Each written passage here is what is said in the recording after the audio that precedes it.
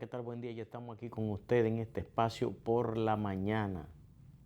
Bienvenidos sean todos a compartir esta hora y media con nosotros, donde vamos a hacer un repaso de lo que son las principales noticias del día y de la semana.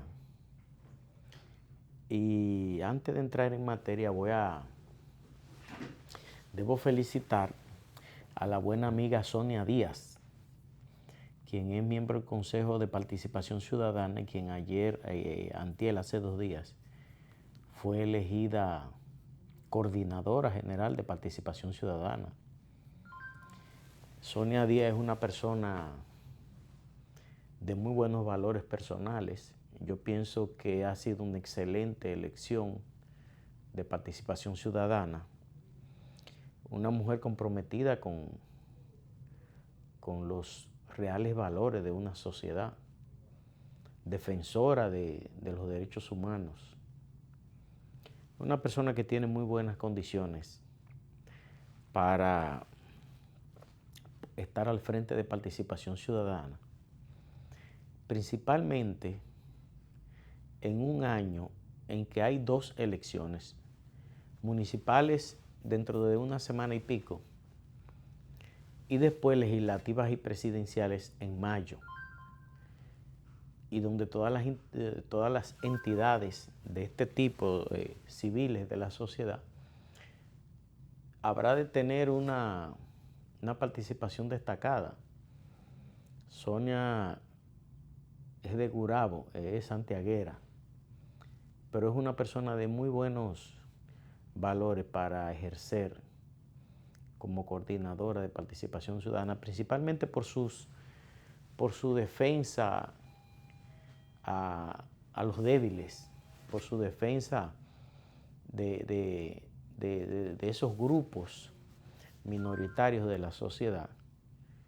Y además una mujer que está comprometida con la transparencia y con los buenos valores en la sociedad, porque hay mucha gente haciendo negocios, haciendo diabluras con todo, pero todavía hay un espacio de ciudadanos que tienen un compromiso real con un mejor futuro para todos. Así que vaya nuestra felicitación para Sonia Díaz por haber sido elegida coordinadora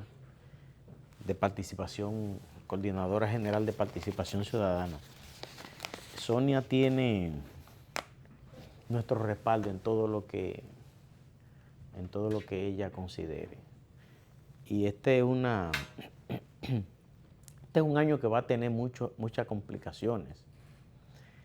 Y por eso es bueno que se haya elegido una persona de esa categoría para un puesto de tan relevante. Hay que decir también que anoche el equipo de la República Dominicana que participa en la Serie del Caribe le ganó a Puerto Rico. Hay que decir que Puerto Rico y República Dominicana son una especie de rivales preferidos en el béisbol de la región. Y anoche Dominicana estaba perdiendo en principio, pero en el octavo remontó y logró ganarle a Puerto Rico. Esta noche juegan la final con Venezuela. Así que vamos a ver ese partido, a ver cuánto que la República Dominicana le va a ganar a los venezolanos. Buenos días, Manuel. ¿Cómo están las cosas? Buenos días, Alexander. Buenos días al país. El país está bueno. ¿Cómo va todo? Bueno de arreglarlo está el país. Excelente. Mira, no, mirando que... Bueno de arreglarlo. Mirando que... Una gran agenda es el país. Mirando que el asunto del coronavirus... Sigue grande la atención. Tú sabes que esa placa... En el mundo y en el país. Tengo que decirla suave porque no me sale. Y entonces tengo que decirla... Practíquela mucho, compañero. Y entonces, sí, lo del coronavirus, aquí en el país se ha hablado mucho y sale gente a decir que hay tanto, todo eso es falso. Y la gente debe llevarse simplemente del informe de las autoridades. y no estarse llevando de que esas cosas que corren en las redes. Ayer se aislaron a unos 5 extranjeros, un chileno, 3 chinos y el otro no recuerdo dónde era. Venían desde Francia en un avión. Ajá. Incluso había 3 de ellos que habían estado en Wuhan, que es de la provincia de China donde está la base de la expansión del coronavirus. Pero aquí en la República, es más, en el continente americano donde estamos, en el continente americano, en América solo hay en Estados Unidos y en Canadá, y lo tienen bajo control. O sea que no hay por qué alarmarse ni andarse llevando de esas informaciones que circulan por las redes. Llévense solo de lo que diga, porque en eso el gobierno no va a hacer politiquería. En eso el gobierno no va a hacer politiquería. El gobierno está acostumbrado a sacarle provecho político a todo, pero en este caso el gobierno está obligado a darle a la población informaciones reales. Nosotros estamos ahí, tenemos ahí Haití, pero a pesar de Haití, estas islas, es muy difícil que esos virus lleguen, a no ser que lleguen por barco o por avión. Es difícil que esos virus lleguen a estas islas. En los continentes es más fácil porque se irradia de persona a persona a través de muchísimos factores cuando son continentes, pero en estas islas es muy difícil porque tiene que llegar entonces por aire o por avión o por mar. Y entonces lo que está haciendo la Organización Mundial de la Salud le dice a usted que eso no viene fácil. La Organización Mundial de la Salud está convocando a una cumbre mundial de científicos para discutir el tema el día 11 y 12 en Ginebra para discutir sobre los diversos factores del coronavirus muy a pesar que yo soy de los que cree que de algún modo eso lo tienen controlado, porque aunque en China la expansión sigue, porque en China, imagínense, hay muchas personas, son demasiadas las personas infectadas circulando, eso está devastando la economía china. Incluso Hong Kong, la población se tiró a la calle a reclamar un cierre completo, hermético, de la frontera con la otra parte. Y, o sea, hay ciertamente una incertidumbre mundial con esto del coronavirus. En Japón ya van 41 infectados. La cantidad de infectados en el mundo supera los 32,000. La cantidad de muertos ronda los 640, la cantidad de muertos por el llamado coronavirus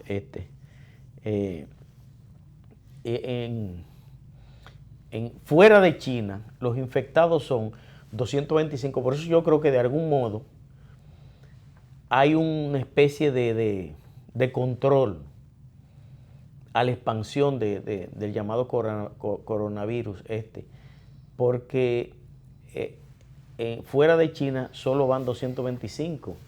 Y eso indica que de algún modo... Pero lo más importante, Alexander, es que con un caso de la naturaleza, de la característica del coronavirus, que ha tenido un impacto mundial y que ha obligado a la entidad adecuada, a la autoridad de salud mundial, como es no solo la Organización Mundial de la Salud, sino también la Organización Panamericana de la Salud, a establecer a los países un protocolo del abordaje a este tema.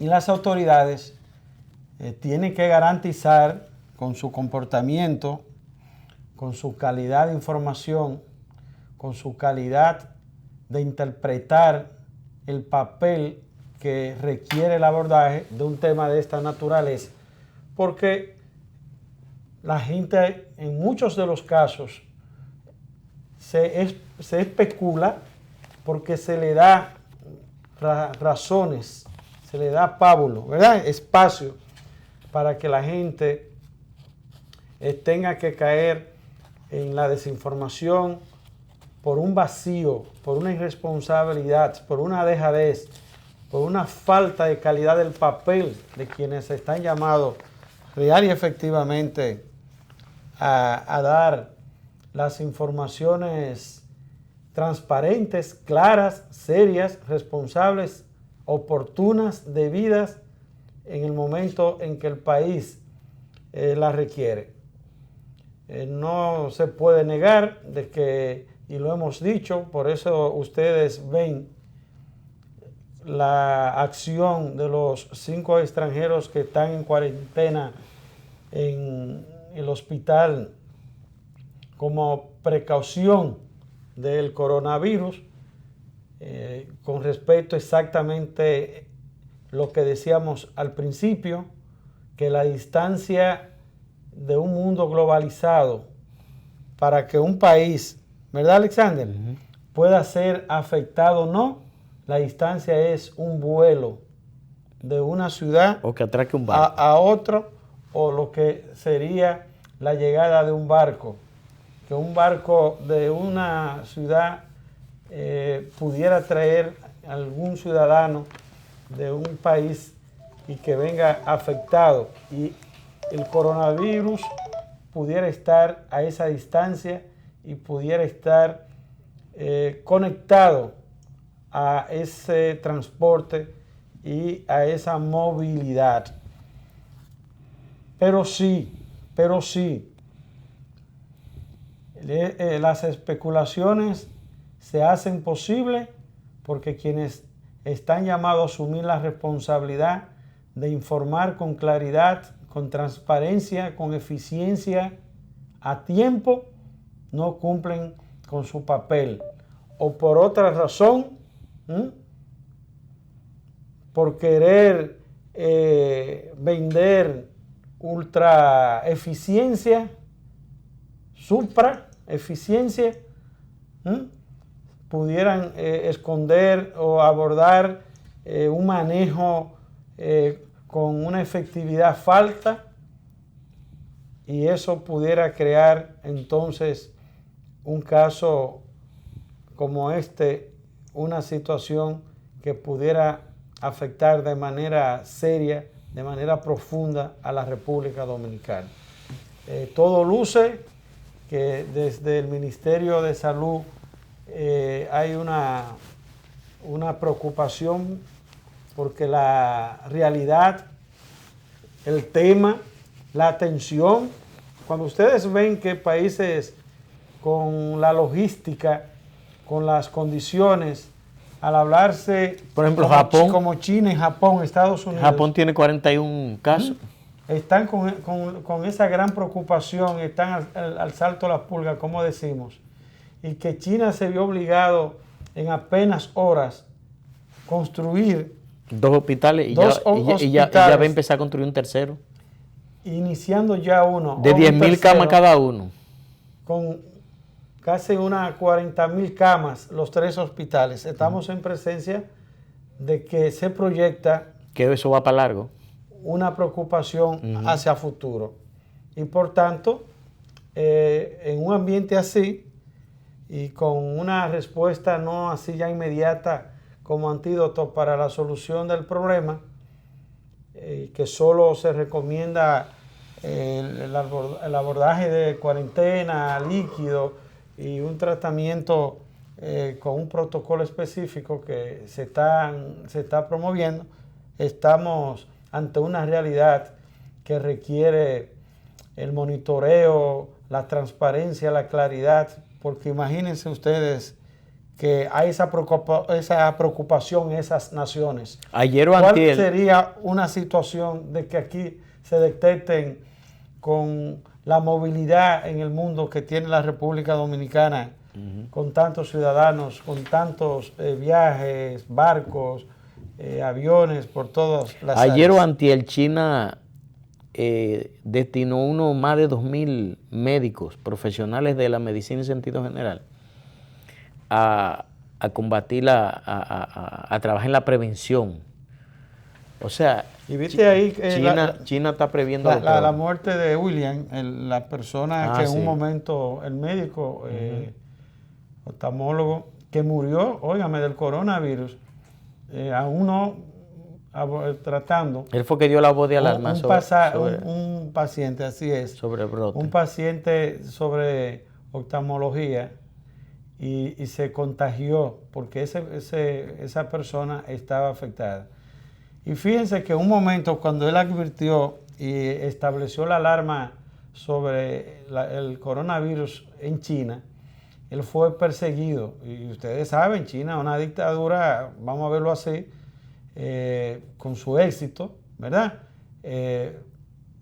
La justicia, una investigación china, demostró que él tenía razón, porque él establecía en ese momento de que si se hubiera hecho el caso debido, se hubiera asumido... En un país democrático la familia pudiera demandar al Estado. Hubiera asumido, exacto, un papel. El interés era que no se propagara. Sí. Y pudo haber tenido consecuencias distintas en China a la que está teniendo. A la que ha tenido hoy. Y ha muerto el médico, trató a un paciente que estaba afectado y fíjense ahí la situación. Y mira, la justicia china demostró de que William tenía razón en el momento y en lo que fue la información cuando la transmitió.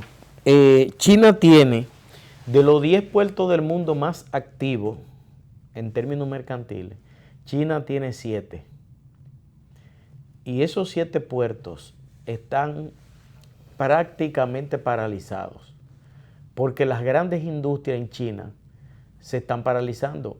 La producción en China está prácticamente parada, porque se está evitando la aglomeración de personas. Incluso todas esas actividades donde reúnen mucho ente humano están suspendidas. Pero además toda la producción de las industrias están paralizadas. Y eso ha llevado a que esos 7 puertos estén prácticamente en cero. Porque no hay, lo primero que no hay exportación. Porque lo primero que todos estos países ven es que no pueden dejar entrar mercancía de China. Y eso va a ser devastador para la economía china. Hay un informe que salió en estos días, lo leí en internet, de un instituto de virología de la India, que explica que en la provincia de Wuhan, en China, fue donde que el virus no es una mutación, es un virus creado. Eso ya se estableció por la cadena de cepa. Explica.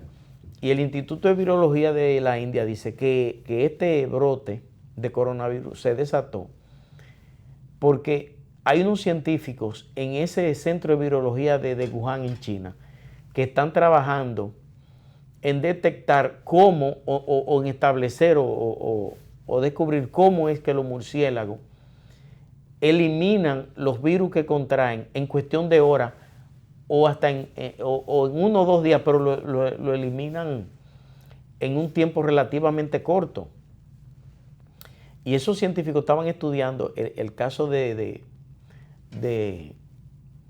murciélago, y explica el instituto que en eso se hacen cruces de cepas con otros de otros virus, y que uno de los trabajadores del instituto de Wuhan se contagió con una de las cepas, con uno de los cruces que habían hecho.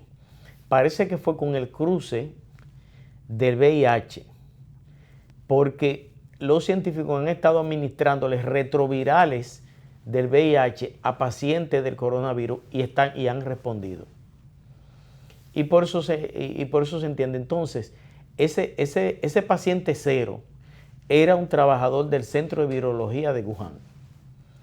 Y de ahí nace el virus en esos estudios que se estuvieron haciendo sobre la capacidad del murciélago para eliminar los virus que contraen. Por eso decía el mismo informe que la gripe aviar y otras enfermedades que han salido de las aves no han afectado en gran manera a los murciélagos porque tienen una capacidad, una fuerte capacidad para eliminar los virus. Pero es un problema, eso está creando, y ayer, Brito, yo le contaba a Lindsay, que aquí me contaba un amigo que él estaba en un banco y un señor estornudó. Y cuando la gente vio que estornudó 3 veces, la gente se le aisló rápidamente al señor. Es una cuestión, aquí no hay por qué tener esa preocupación. Lógicamente la gente tiene que cuidarse, porque cuando una persona estornuda puede ser gripe o cualquier cosa y contraerla.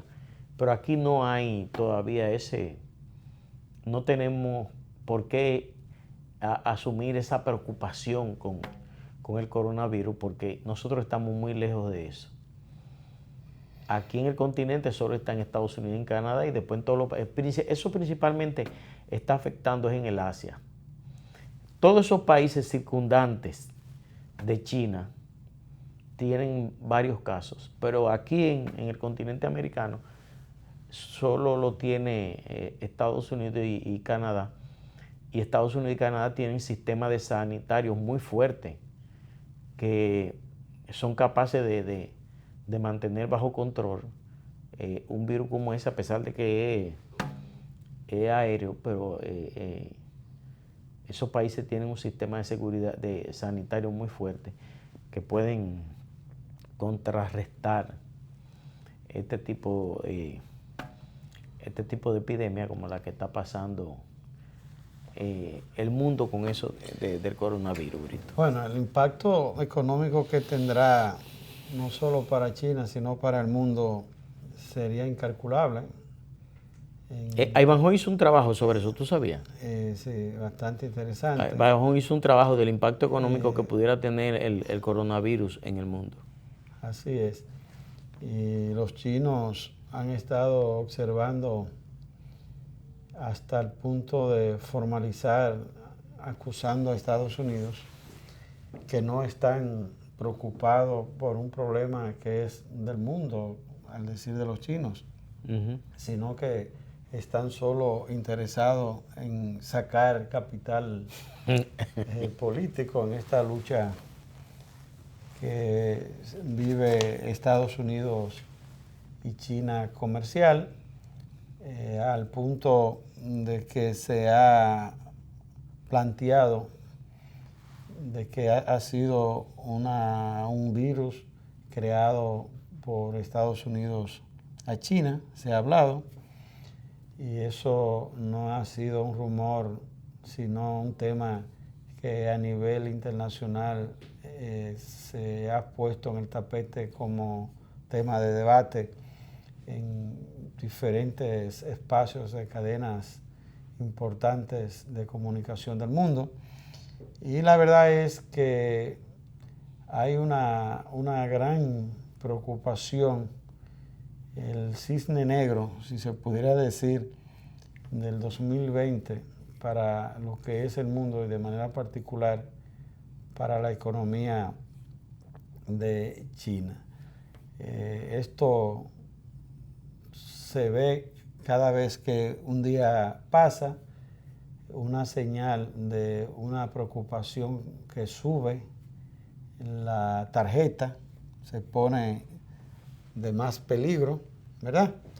Porque se suman más casos, se suman más países que detectan algún paciente afectado.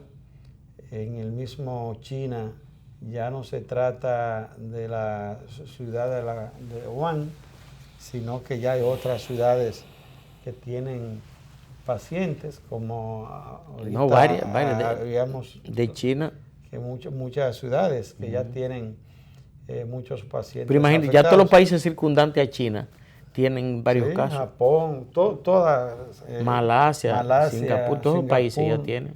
Hong Kong. Entonces hay una situación que el hecho mismo de que se estén construyendo estos hospitales nos dice a nosotros de que China está proyectando con una economía, una sociedad, un accionar de políticas públicas en China planificada, que ellos proyectan que va a extenderse el problema y que tienen que prepararse para lo peor. lo peor y aislar en cuarentena a las personas que sean afectadas. Fíjate, incluso hay unos periodistas que cubren el ámbito científico y que trabajan en el ámbito científico, que ellos hacen un cálculo. Yo lo leí eso hace 2 días. No sé cuál es la posición que ellos tendrán hoy. Pero ellos decían hace 2 días que la cantidad de contaminados solo en China superaba los 70,000, pero que el gobierno estaba tratando de aminorar el impacto calculando menos. Pero ellos decían o sostienen que la cantidad de infectados en China superaba los 70,000 por las condiciones mismas del virus y por la forma en que se ha ido expandiendo en toda China. Mira, Brito, por otro lado, la señora Iris Guava, la diseñadora de moda Iris Guava, que cuando la pusieron ahí en el plan social, yo decía que esa señora es un peluche. En las Fuerzas Armadas y en la policía, ellos acostumbran a decirle peluche a esos que llegan de aire a la institución que no tienen una carrera, que no tienen una carrera como militar o como policía, que se lo imponen porque son amigos, porque son amores y porque son cosas. Entonces los policías en forma despectiva le llaman peluche a ese tipo de oficiales. Bueno, pues el peluche que está en el plan social trata de hacer una licitación de cerca de 1.000 millones de pesos de electrodomésticos y alimentos y cosas para usarlo en medio de la campaña. Y el presidente de la Junta Central Electoral le llama a la prudencia y le pide un favor.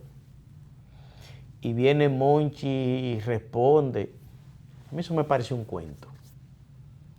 Eso es como cuando usted va donde un comerciante y el comerciante sabe que te está tomando el pelo y usted le está comprando mucho y de repente te dice, mira, te voy a ayudar con esto, toma, llévate esa parte que no te la voy a cobrar, te voy a añadir eso.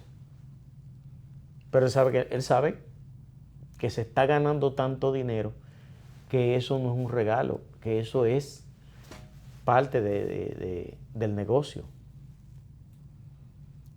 Esa supuesta contradicción entre Monchi Fadul y el presidente de la Junta Central no es más que un allante. Eso es un allante. Eso es mareando al pueblo dominicano. Eso es un mareo. No es verdad que exista esa contradicción.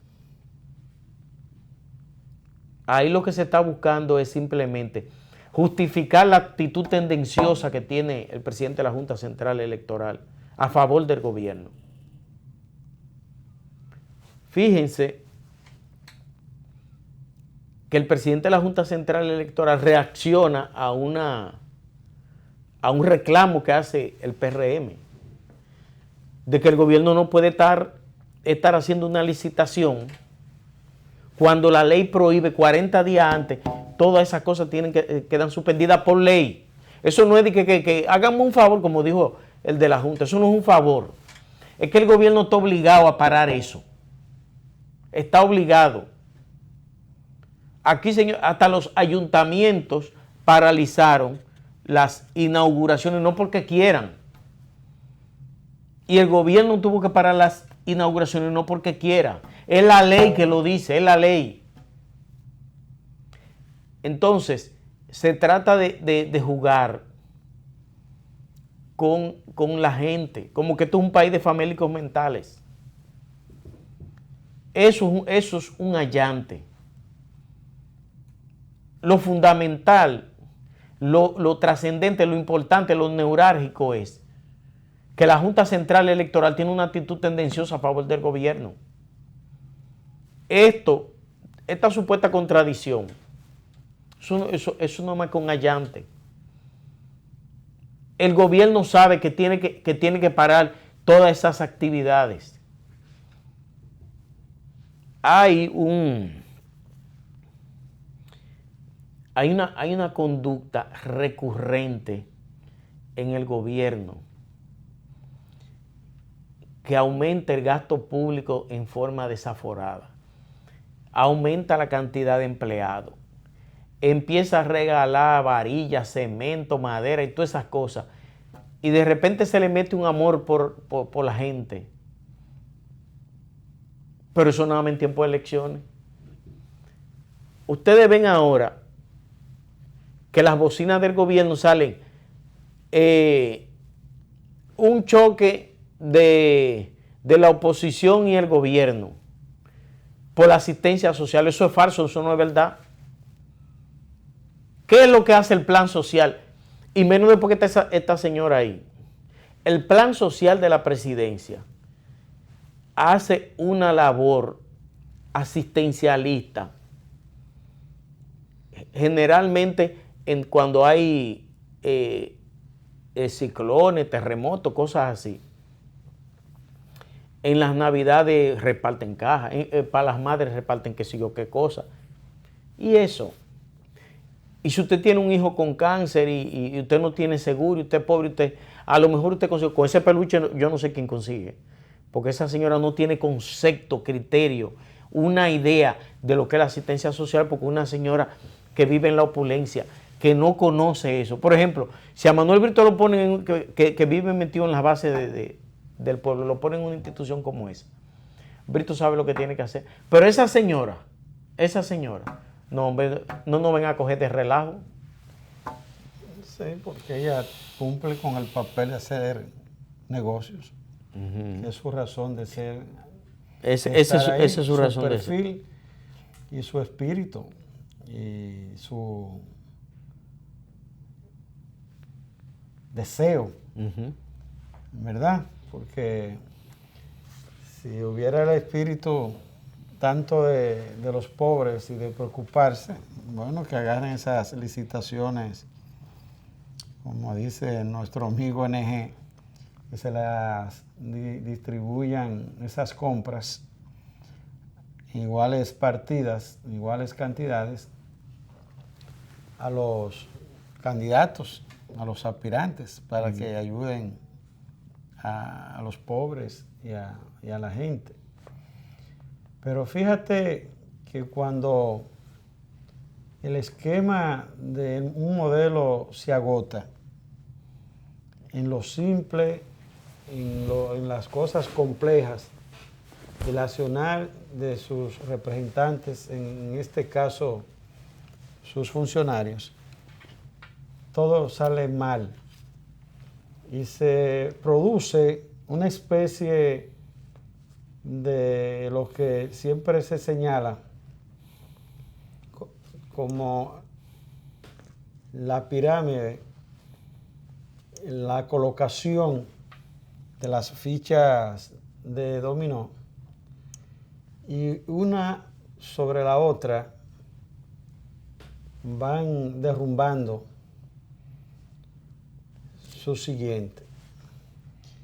Y eso se da precisamente en la naturaleza misma de la dinámica de la imagen que está y viene proyectando el gobierno frente a la población, con los funcionarios que ni en su casa, óigame bien, que ni en su casa la que está de servicio quiere saber de ellos. La verdad es, señores, que el funcionariato de este gobierno, con raras excepciones, han cultivado un rechazo tan grande en la población que la gente ya no siente lo que pudiera ser no estar de acuerdo, no verlo bien su accionar, que uno ve con la vulgaridad cómo le estrujan la opulencia, el abuso a todos los niveles, no solo de manera individual con el sector o con las personas que directamente tienen que ver, sino a la sociedad misma como entidad, que ha llegado ese rechazo ya al odio. Eso es peligroso. Una vez yo decía aquí en el programa que por mano de la D, por decir algo, el día que, y es pronto, esos funcionarios, muchos de estos funcionarios, bajen la escalinata no del Palacio Nacional, sino de sus ministerios, de sus instituciones, de sus edificios, y a la gente común del pueblo, de esos barrios, de esas comunidades que se han sentido con su dignidad pisoteada, que se han sentido humillados, pisoteados, pateados, se le mete en la cabeza ir a las casas de muchos de estos funcionarios a caer la pedrada a su casa. Es un asunto peligroso. Hasta ahí hay ese nivel de rechazo.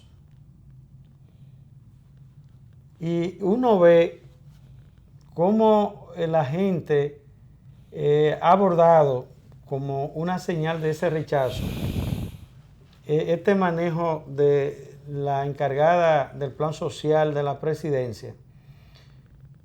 Señora, si la Junta toma una decisión que no es que la quiere tomar, sino es que hasta esa Junta tú ves que cuando toma una decisión que está pegada y que debe estar apegada a la ley, lo hace siempre porque hay un aluvión de la sociedad que presiona para que ellos tengan que hacerlo. Y cuando se ven atrapados con esa avalancha de las redes sociales, de los medios, entonces toman una reacción. No están pendientes a nada, y más si se trata del gobierno. Laissez-faire. Eso es ver hacer, dejar pasar. No importa que sea lo simple y lo complejo. Actúa y tiene un comportamiento como que desconoce todo y que solo sabe o se da cuenta de un tema que debe ser de su competencia, que debe ser de su agenda, de su naturaleza y de su papel, cuando la población, las redes sociales se lo acuerdan. Y ahí reaccionan. Y fíjense con qué nivel de irresponsabilidad y de dejadez y tibieza que toman la acción, la reacción sobre un determinado tema, no importa que sea simple o complejo, no estamos ni hablando de eso, de ese simple, que si los recursos del Estado, a la Junta no le interesa eso, que fíjense que hace es como por un mandato y por cometido, por no hacerse y no ser más vulgares, de indiferente, y hacen algo, una mueca, un asunto que tú no le ves el peso ni la responsabilidad para imponer y hacerse respetar. Porque si usted no se respeta ni respeta a los otros, imagínese usted queda desarmado desde el punto de vista de esa autoridad. Entonces, así es que andamos, así es que estamos sobre esta situación. Y fíjense cómo esta doña, que tiene una imagen dentro del propio PLD, dentro de la población, altamente rechazable, negativa, por el abordaje, el manejo en que ella le da a ese papel de ella en el plan social de la presidencia, que ustedes ven esos anuncios de 1.000 millones, de 350 millones en enseres. Pero vaya a los barrios y a la población, a los interesados, si usted siente eso. Es como 1.000 millones de pesos, vamos a darle este trámite y se compran 100. Y lo otro vamos a repartirlo. Porque tú no lo sientes eso en la población. ¿Tú sabes para qué es eso? Ellos cogen y hacen una encuesta y ven que en el hoyo de Chulín o en Capotillo el gobierno está en el suelo, cogen y mandan 2 o 3 patanas de esas a repartir pendejadas. Sí, pero fíjate cómo ella reacciona en la crítica que le han hecho. Con la intolerancia y la prepotencia que reacciona. Y llama hasta el periodista, óyeme, un nivel, pero fíjate cómo desde el Ejecutivo a un funcionario, como que esos son recursos de ella. Eso es de su cheque, eso es de su dinero, de su empresa de moda, de diseño, que ella está reaccionando así frente a una actitud, una reacción que tiene el pueblo con el derroche y el desorden que impera en este tipo de actividades. Que si usted va a la práctica, eso no tiene desde el punto de vista de retorno de la TIR, de la tasa interna de retorno, desde el punto de vista de esa tasa interna de retorno de impacto en soluciones sociales. Se convierte en una repartidera de piñata de corrupción, ese tipo de servicio, en la manera en que se da y se establece. Entonces quieren vender con un chantaje. No digan que es que la oposición no quiere. No. La oposición y el pueblo dominicano lo que no quiere es que usted se robe los cuartos. La oposición y el pueblo dominicano lo que quiere es que usted no entienda que ese dinero es suyo. Lo que la población entiende y quiere es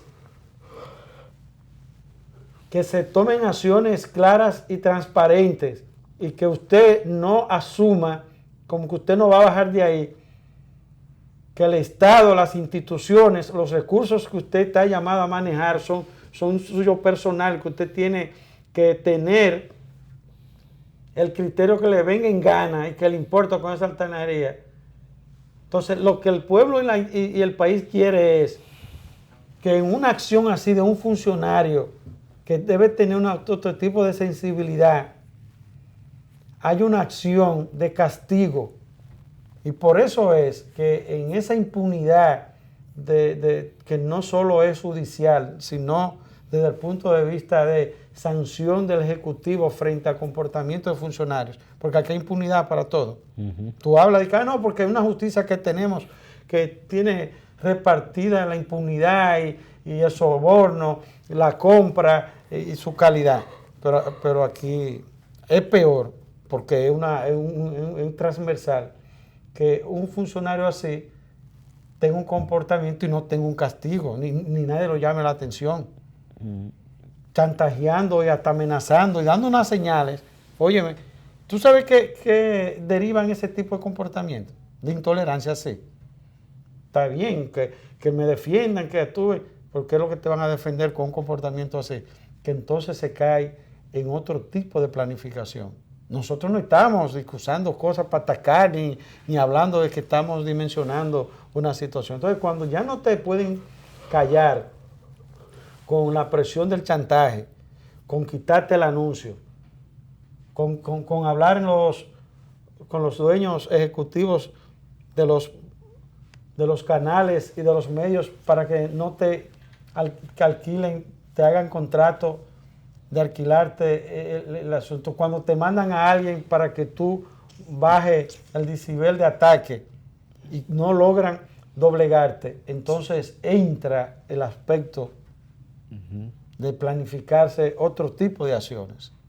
Y ahí es que se anidan las dictaduras. Ahí es que se anidan herir y pisotear la democracia y la real y efectiva libertad de difusión y expresión del pensamiento. Entonces, estamos en un ambiente, Alexander, altamente de intolerancia en la práctica. Fíjate la reacción.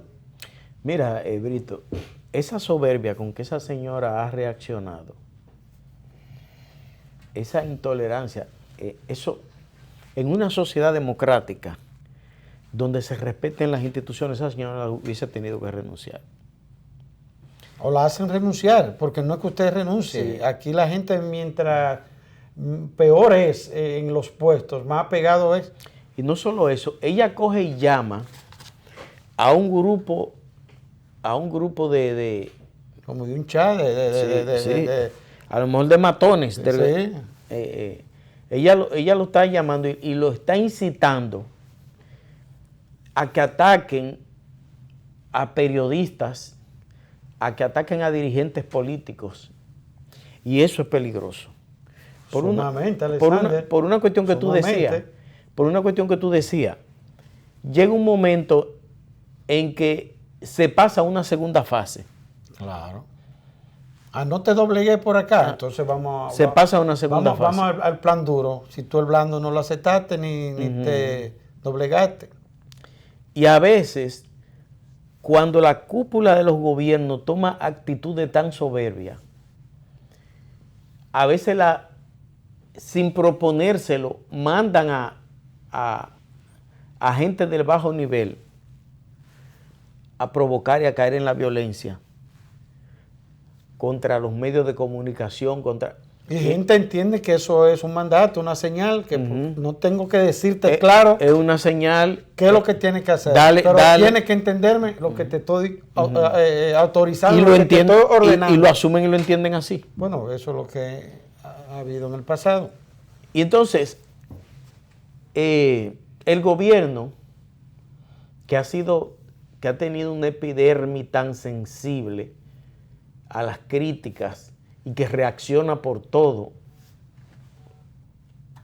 la cúpula del gobierno, la cúpula del palacio se han quedado callados. No han dicho esta boca es mía.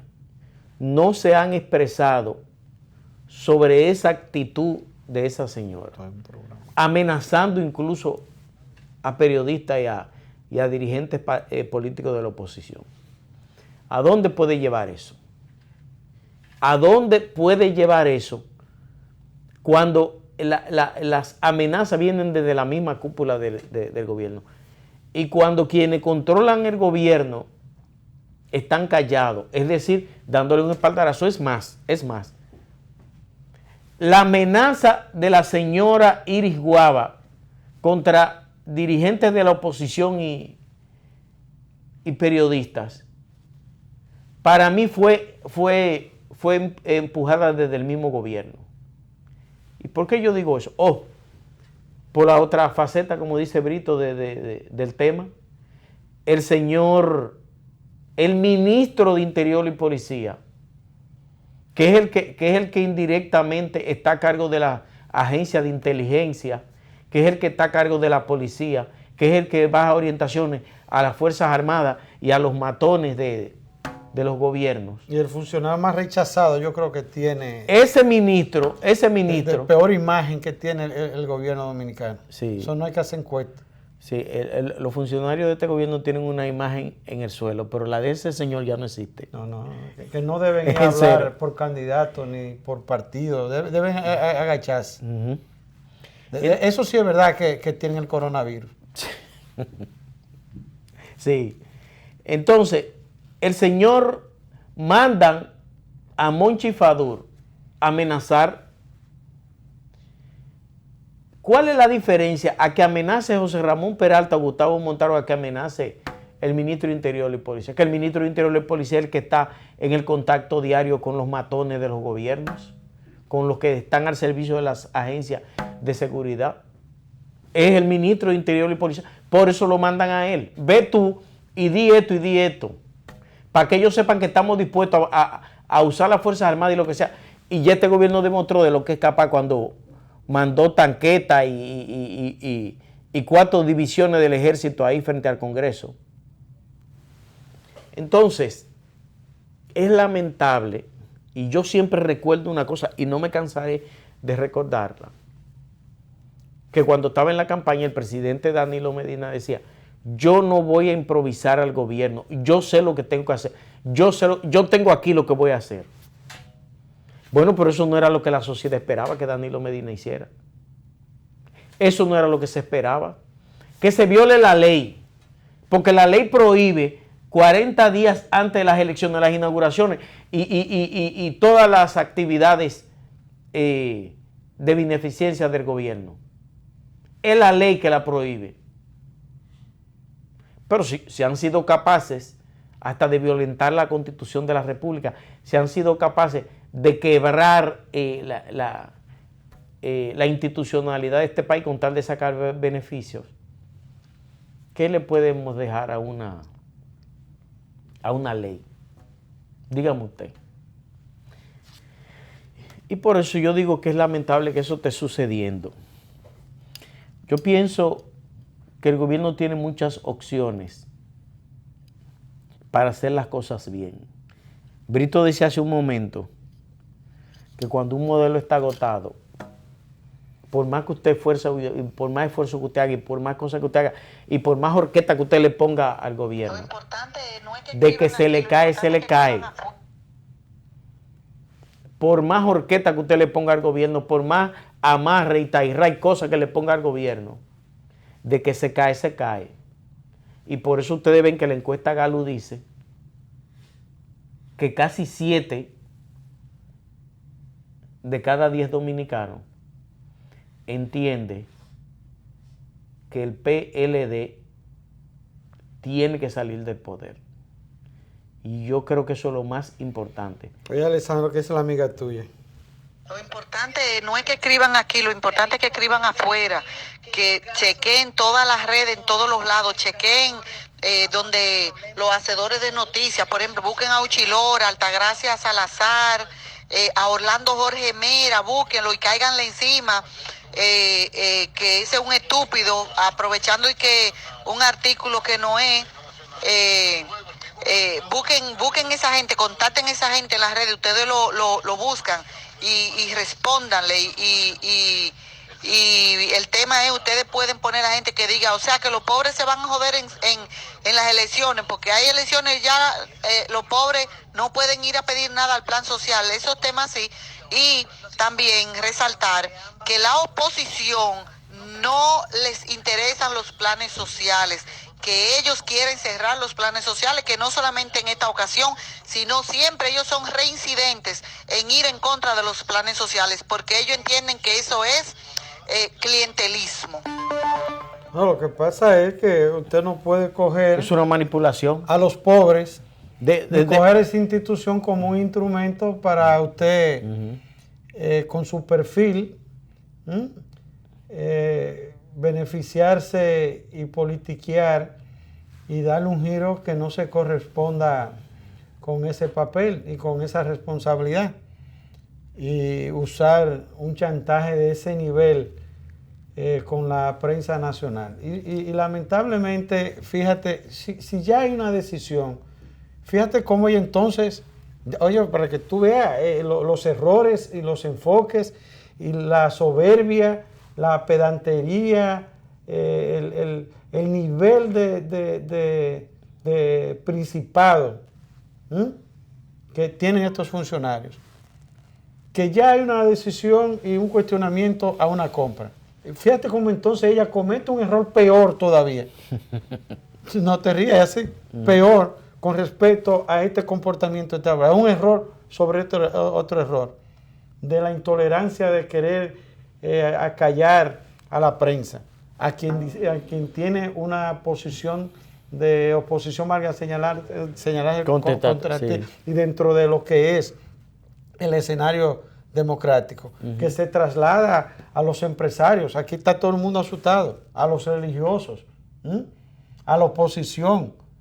Es vigilado, es chantajeado. Si te mueves aquí, te corto aquí. Si tú tienes esta posición que dentro del sistema democrático y que sirve incluso para que avancemos y se transparentice el accionar de las acciones de políticas públicas, no te doy el anuncio.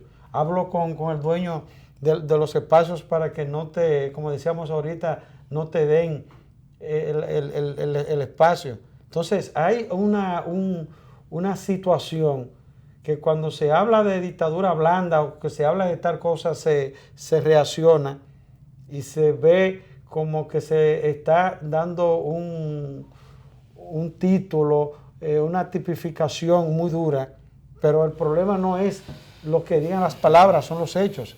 Y los comportamientos de las situaciones, señores, que aquí han ocurrido y ocurren con periodistas, con empresarios, con la oposición, con las instituciones y los servicios y las relaciones que dentro de un sistema meramente democrático se da.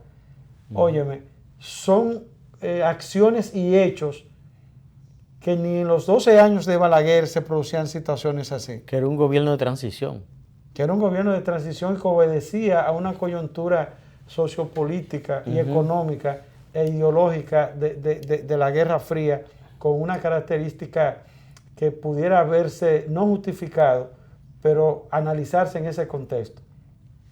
Y óigame, señores, no es por incrementar, ni exagerar, ni dimensionar esta situación. Hay cosas que se están produciendo y se dan en los hechos, que las palabras quedan cortas, no están en capacidad su contenido y su significado,